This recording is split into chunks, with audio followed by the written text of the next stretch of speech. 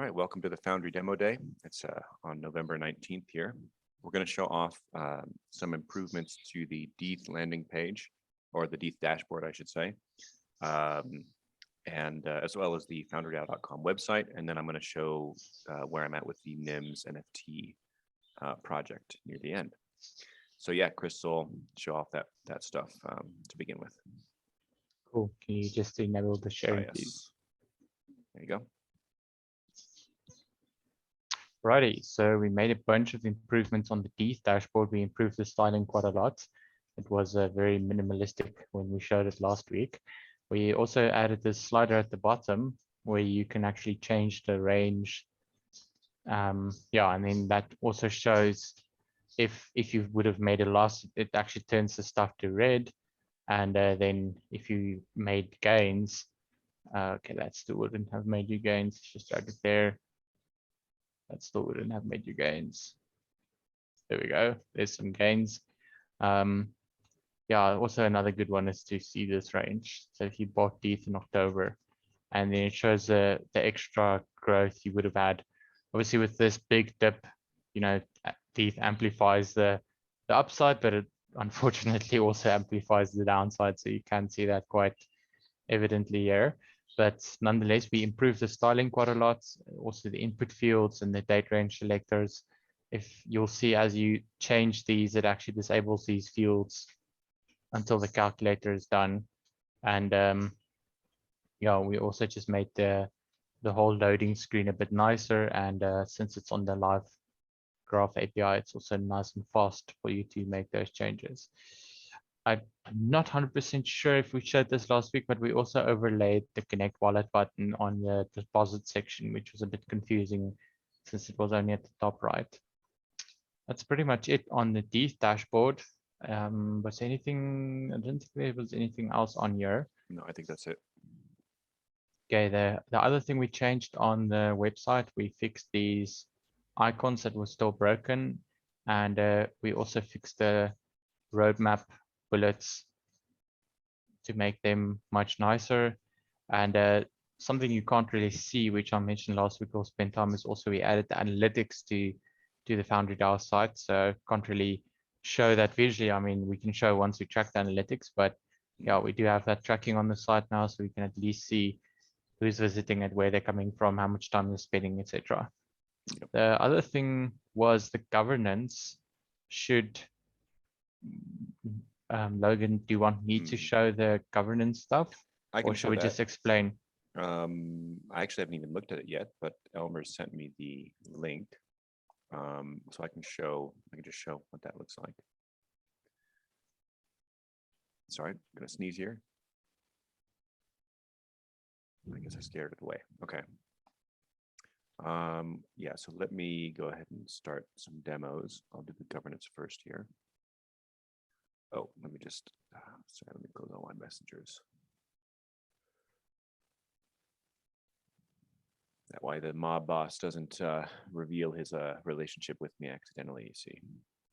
All right. So I go ahead and connect wallet here.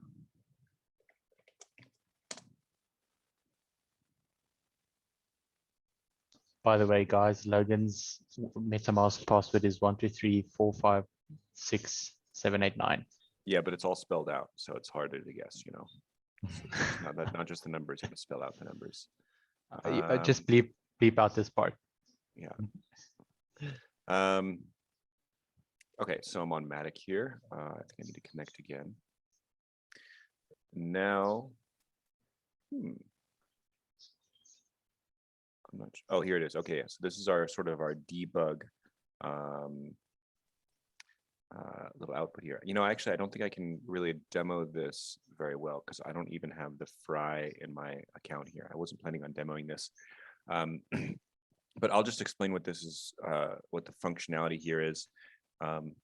So there's Matic bridged Fry. That's the balance showing 0 here.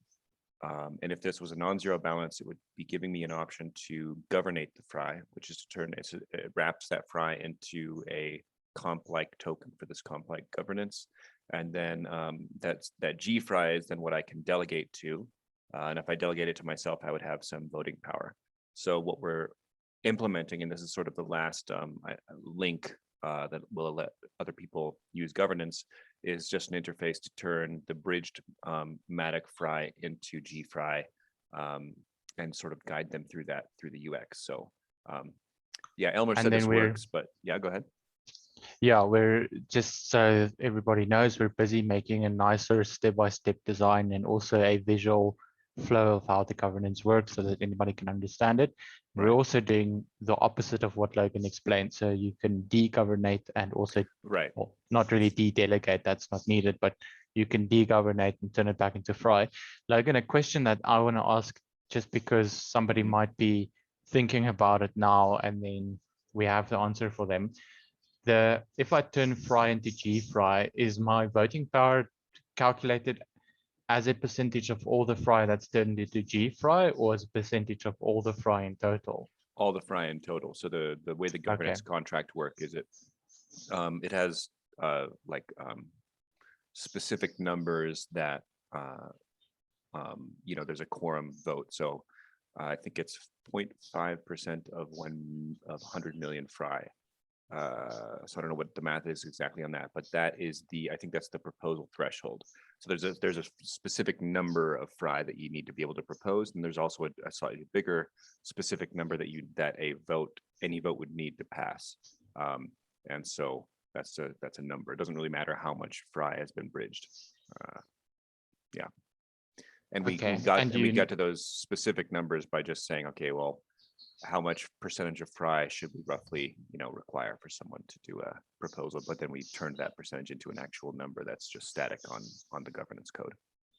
Can you recall the value needed to vote for proposals to pass? I actually have them written down. Let me just stop sharing and go find it very It's not quickly. 50%, meaning No. 50% of Fry doesn't have to be G Fry in order for a proposal to pass. That would be terrible because that would mean that 50% of the total supply would have to be locked in the governance just to vote on proposals to pass. Right. Yeah. It's quite small. Scan. I guess I could share this. So what I'm doing now is I'm just going to Polygon scan. I'm just going to look at the governor or the governance address and look at the contract and the code here. Scroll down a bit.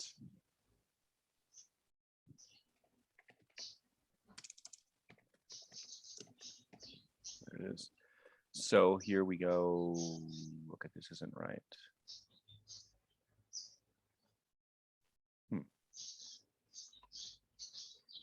Done something odd here.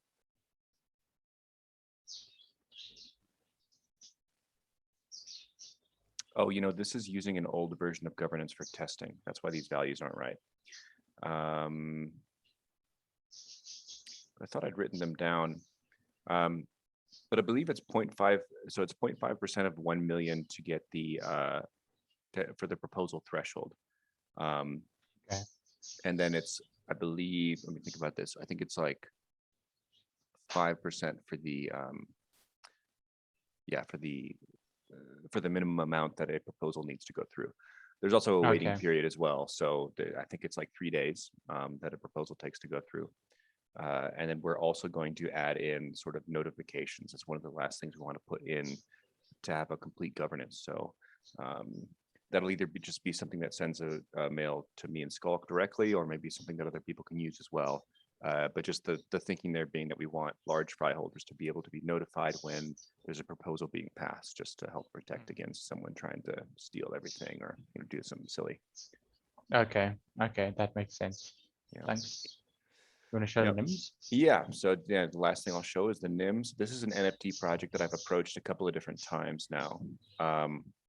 The idea here is sort of something similar to the Bored Apes Yacht Club and all the sort of very lame clones of that, but instead of composing a piece of artwork with sort of digital, artwork layers being imposed on, I'm actually creating a three-dimensional structure here. I can hit some keys here and randomly generate These top ones are some test values, but the idea is that we take that we can generate these in nearly an infinite amount, and then we would mint off these. And ultimately, the idea here is that we could use these for governance too. So these are just kind of half constructed right now. I'm kind of going carefully right now. I'm working on the bridge point on this nose here, but there'll be a whole jaw, and then of course the ears will add a lot of expression too. And then the colors will change as well. And if I open up the debug console, we can see I'm currently using 15% of the bits that I want to use. My goal there is to get to 255 bits, because if you can, let's say, responsibly consume 255 bits, you actually have an uncollidability to the same degree as hashing does, which makes collisions virtually impossible. So you could cycle through these again and again and again and get different ones that would never look alike. Okay, very interesting. Yeah, so this time, I mean, like I said, I've started this project a couple of different times, different approaches, and this time I started with the eyes, and I'm working very slowly to just to make sure I get it, that that I don't have to start over again. Yeah, and I'm excited about it. I really think that there's something here at the end of it, and I think I said this last demo day, so I'll try not to carry on too much. But the goal here is that if we can make these things that look like cool, weird animal heads, one looks like a horse, one looks like a frog, that kind of thing. And we make it, we sell them as NIMS. So that's NIM as in pseudonym, so NYM. We could possibly get a lot of hype onto this and attract people who are into pseudonymity, and then give those guys exclusive access to certain aspects of governance for Foundry.